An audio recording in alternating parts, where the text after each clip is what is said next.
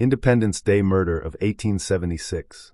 The usual group of unofficial greeters was missing from the Earlville station when the evening Delaware, Lackawanna, and Western passenger train pulled in on that 4th of July, 1876. Nearly everyone was over town taking part in the Independence Day celebration. Matthew Brady went unnoticed when he stepped down from the coach with a few other passengers. He was in a surly mood. Although he had been in the village on other occasions, he did not linger on the streets.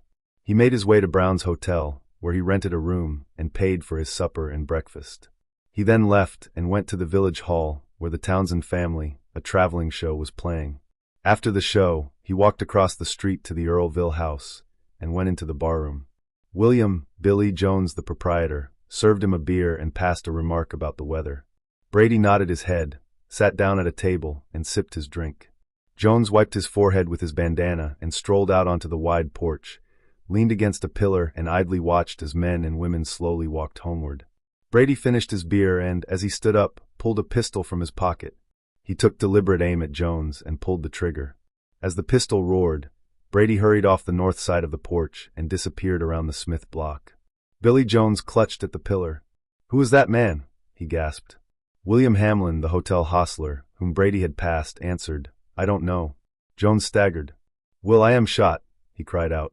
He took a few slow steps into the barroom and fell. He was dead when Hamlin reached his side. Brady had frequented the local hotels when he had been in Earlville 5 years earlier, but he was not recognized the night of the murder. Handbills were printed bearing his description. Men carried them to the surrounding communities.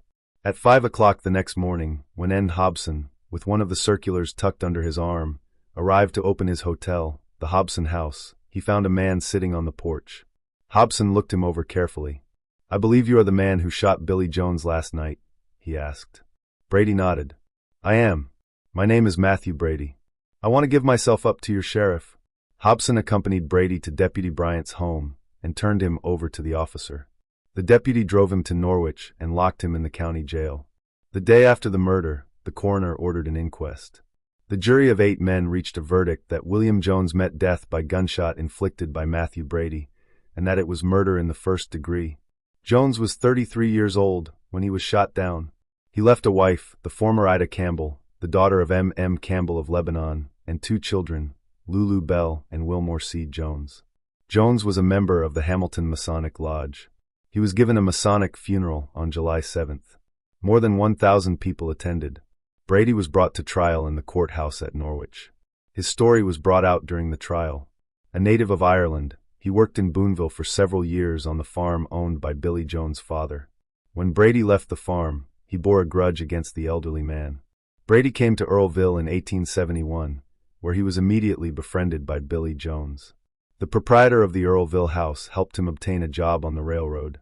When the railroad paid off at the end of the month, Brady and some of the other laborers went on a rousing drunk. Brady became boisterous in the Earlville house. When he was asked to leave, he refused.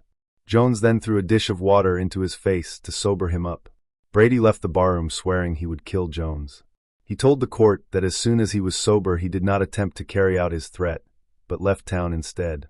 During the few years away, he kept thinking about Jones and returned on July 4th to carry out his old threat. A commission was appointed by the court to determine Brady's sanity. After long deliberation, in November 1877, the commission found that Brady was mentally unbalanced when he committed the murder. He was sentenced to Maturin prison for the criminally insane. But first he went to Utica, where he tried to commit suicide and almost was successful in that deed.